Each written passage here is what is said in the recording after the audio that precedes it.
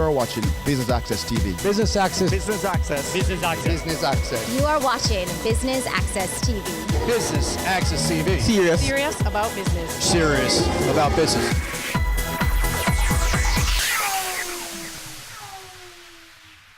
Stewart's Automotive Group has become synonymous with the auto industry in Jamaica and is breaking ground for the construction of its new home of the Jaguar Land Rover brand. And Business Access TV is here at South Avenue for the coverage. I'm Jamila Maitland. Stay with us.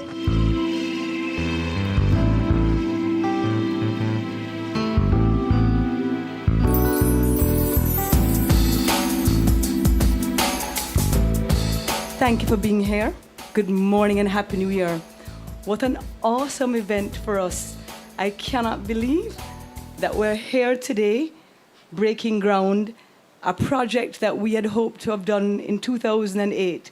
It's taken us an additional 10 years due to many ups and downs, and we've done it. We could not have done it without all of you here. You have held our hand on this journey, and for that, we love you and we thank you. The Stewart's Automotive Group is proud to be kicking off 2019 in a big way with the official groundbreaking of what will be the new Jaguar Land Rover showroom and service center. This is a historic day for us, and we're very excited about what it means for Jaguar Land Rover customers, the Stewart's Automotive Group, and ultimately Jamaica as a whole. So what does it mean? The new home of Jaguar Land Rover represents investment in the brand, the best to showcase its combination of versatility and luxury, an increased opportunity for employment, and the continued growth of our group and country, beautiful Jamaica. Jaguar Land Rover, the art of performance. I'm delighted to welcome you here this morning, and on behalf of the entire Stewart's Automotive Group, I'd like to thank you for joining us as we put shovel and dirt to mark this special occasion as we go above and beyond. So we're going to have some remarks from my brother Duncan Stewart. The symbolic groundbreaking for a project that's very important to us. As you can see, we've already started, so this is a symbolic gesture today. Some history. Stewart's Automotive Group celebrates its 81st anniversary this year, and we are proud to continue the legacy that my grandfather, my father, and my mother have continued.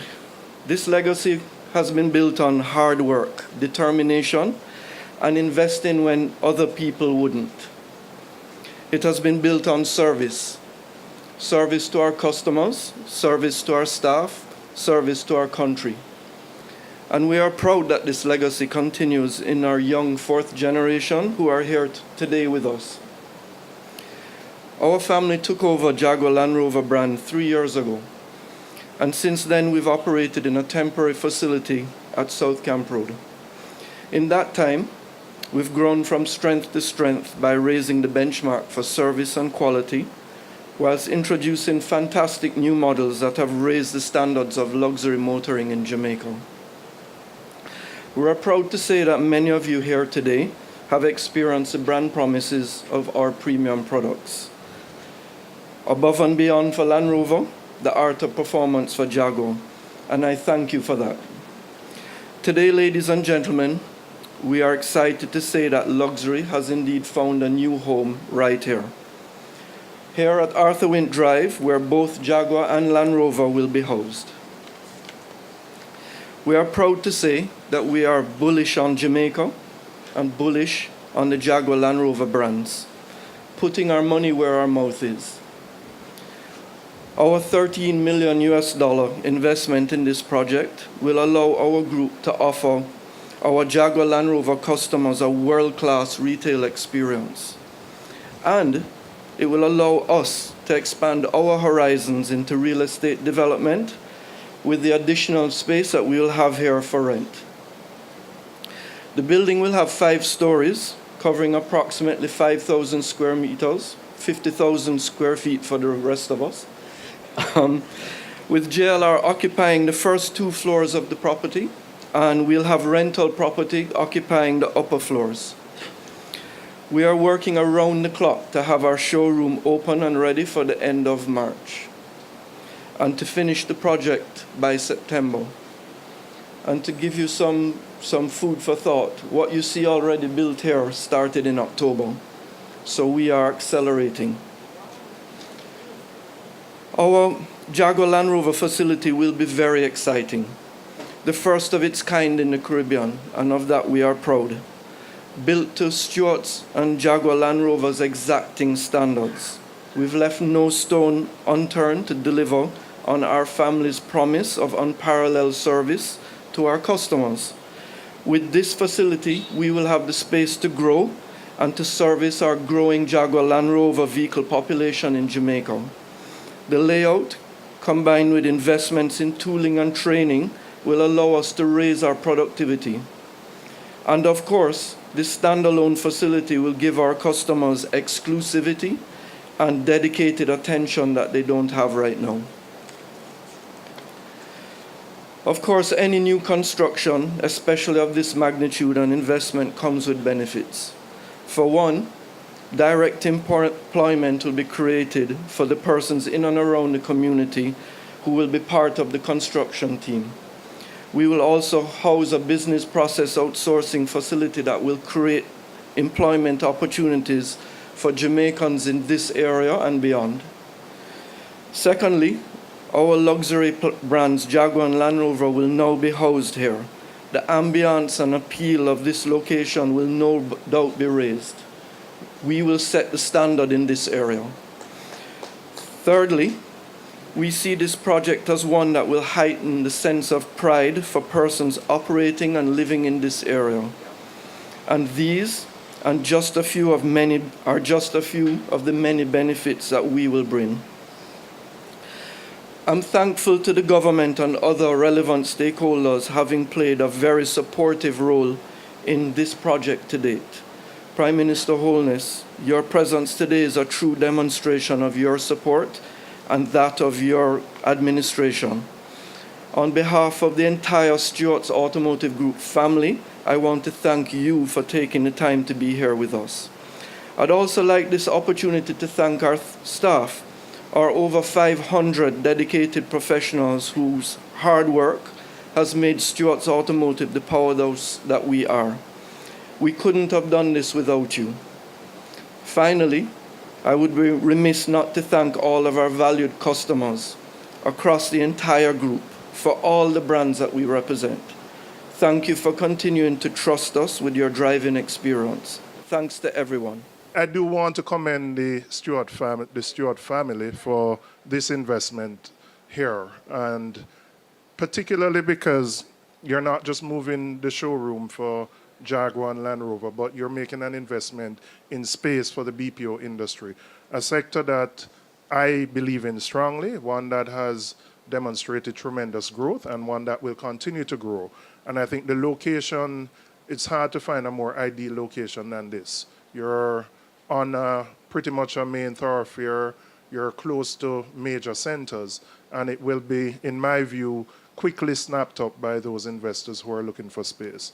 But you've made a commitment and you put your money where your mouth is. And this property, I think, is going to continue to change the landscape of this area. There is another building further up, Arthur Wint, which Darrell was at, where we broke ground. Wicon is building the lofts. There are other developments taking place which will transform the area. Persons are being employed on the construction. Persons will be here permanently. And I think it's a real testament to the commitment of the family. I know, going back to your grandfather, the second generation, you are the third, and I know the fourth is here.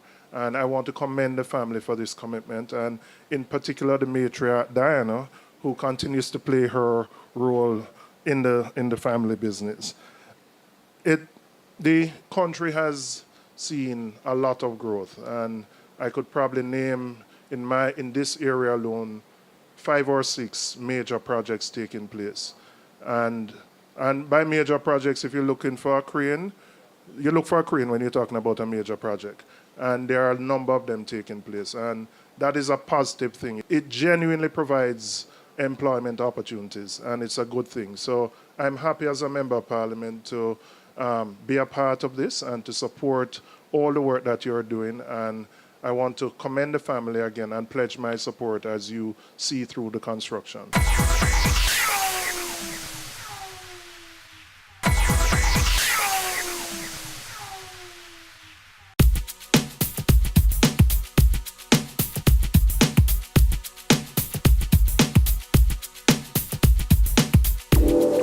I am pleased to be here because it is a sign of the confidence that the private sector is having in the economy. Let me say clearly for everyone that this is not a simple matter for someone or a group of people to take up their savings or other people's savings, to put themselves in debt, to take a risk because there is no certainty or surety or guarantee in business.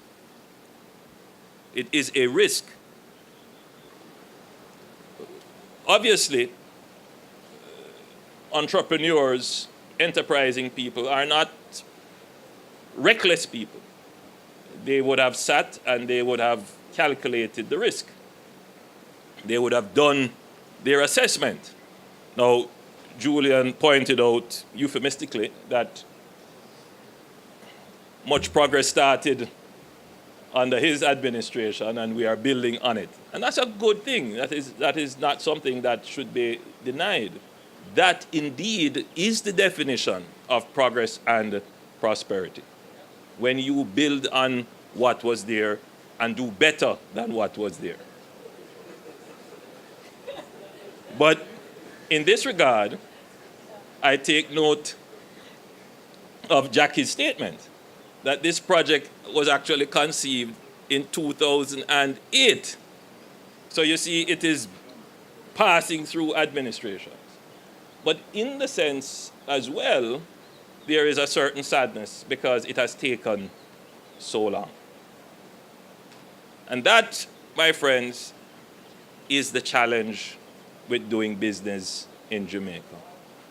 It takes far too long.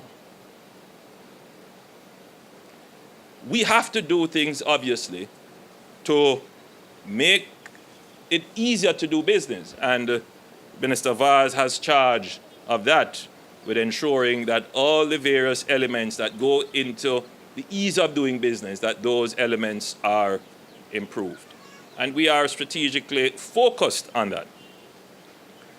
But doing business is also a function of the general macroeconomic environment. So the ease of doing business are usually microeconomic considerations. But the macroeconomy is also very important. Things such as interest rates, things such as certainty with taxes. What will the government do with its tax policy? And how will that affect your income streams when you make the investment? It is quite clear that from the fiscal standpoint, from the macro standpoint, government has acted in such a way as to give greater certainty to the economic environment, to allow businesses to take future decisions, and not just short-term future, but long-term future decisions, and to bring forward or actualize their investment decisions. This would be a perfect example of that. So I believe Jamaicans can feel satisfied in their government that the continued sacrifice for fiscal discipline has resulted in an economic environment in which businesses can take decisions and risks about investments. But we still need to make even greater progress on the micro issues. For example, how long does it take a business to get electricity? How long does it take you to get titling? How long does it take you to get approvals to do all of this? And the mayor of Kingston and St. Andrew, my good friend, is here. And he knows the government's grave concern about how quickly we get the simple things done to make big investments happen. On another note, I observed keenly the last outturn on growth, 1.8%. Like most Jamaicans, I am not impressed. We want more growth, but we look at the glass for where it is. The truth is that we have been growing consistently. Not the level of growth that we want. I certainly don't consider it takeoff growth. When we get over 2%, then we will be in that range to start to take off.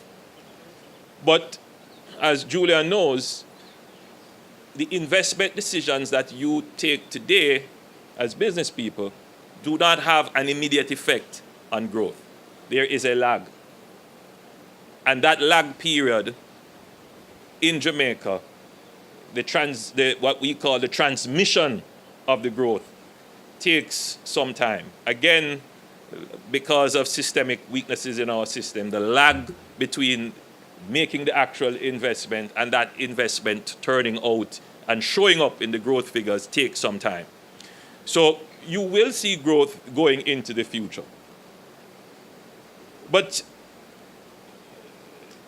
people always say to me, we see all these investments going on, as Julian was saying, that the national bird now is going to become the crane. Because we see so many cranes around Jamaica, particularly here in Kingston, new buildings being constructed. So it is a puzzle to many as to why is it that the growth numbers are not larger. And there are many explanations, and I seek to prefer one to be considered. For many years, there has been a disinvestment in capital. In other words, capital formation in Jamaica over the past few decades has been negative. So in the national accounting systems, the disinvestment and the negative capital formation would mean that your ability to grow and grow rapidly would be limited. What you're seeing happening now is a return to investment in capital goods. A building, especially a plant, is considered to be a capital investment. And you can measure that in many ways. One, you can see movement in the stock market. You can see movement in the private equity and debt market. Because usually those kinds of movement and liveliness in that market would signal that people are borrowing to make capital investments. And we're seeing that now happening in Jamaica. So the preconditions for significant growth is being set. But you're not going to see it happen just yet right now. Again, the transmission, the lag is there. And I've been to many groundbreakings of similar nature. And immediate effect on the economy is that it creates jobs. And I'm very happy for that. Because it is one thing to have growth, but growth without jobs is immiseration. So we are happy that the growth that we are seeing, even though it is not at the level at which we want it to be, it is creating significant employment. In fact, I'm proud to say there are more Jamaicans employed today than ever in the history of the employment statistics. That is the case. And I've said it before and I'll say it again, that Jamaica can and will achieve full employment. We need to continue this pace of capital formation. We need to continue this pace of investment, and we will achieve full employment, which in itself will create a larger demand, which in itself will drive consumption, which in itself will drive economic growth. So Jaguar Land Rover has been sharing space with Suzuki down at our South Camp Road office. And frankly, there's not enough space for both brands. So we've always been planning to build here. And so it's about saying when are the conditions right for us to make the right investment. And so We see that, the track that Jamaica is going on, the track that Jaguar Land Rover as a brand is going on, means that's the right time to invest. It has been 10 years in the making. What does this mean for the persons living around here and just, development overall of this space? Well, there are not many properties in Kingston this size that can be developed with what we want to do. So we're fortunate. We've owned this property for quite a long time. The construction here is bringing jobs to the neighborhood, so we are employing people here. All of the people who are working in the project are Jamaicans. So we have Jamaican construction, Jamaica architect, Jamaica engineers, and so on. And then, of course, the project, when it comes to fruition, is going to provide jobs because we'll have a BPO here. And, this property is well located centrally. We have a tertiary education institution next door. We have a hospital next door. And we have neighborhoods next door that, can provide workers with jobs in this industry. And, of course, for Jaguar Land Rover, we're getting our business all in one place, exclusive property just for Jaguar Land Rover customers. We're going to have productivity driven through our business because we are designing it from scratch. You are celebrating your 81st anniversary. How long has this been in the making, and what do we expect from the Stewart's Automotive going forward? So, we took over the Jaguar Land Rover brand 3 years ago. So it's been in the making for 3 years to put Jaguar Land Rover.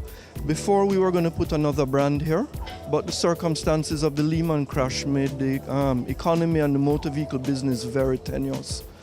Now we have growth again. 2016 was the first year that the car business sold the same number of cars as 2007. So we've had a long time coming back to where we are now. And we see growth on the horizon, and we're very bullish about the future. What would you say to investors who probably are a little bit skeptic about, putting money where their mouth is, as you said? What kind of advice would you give them? Well, the real issue is about whether you're confident about Jamaica, about Jamaicans, and about the future. And we are, and we invite other people to take the same view. If you look around, you do see people making investments. So it's not that we are alone, right?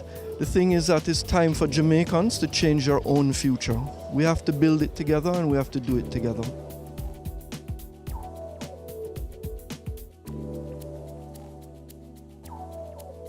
That's it from us here at the groundbreaking ceremony for the showrooms of Jaguar and Land Rover.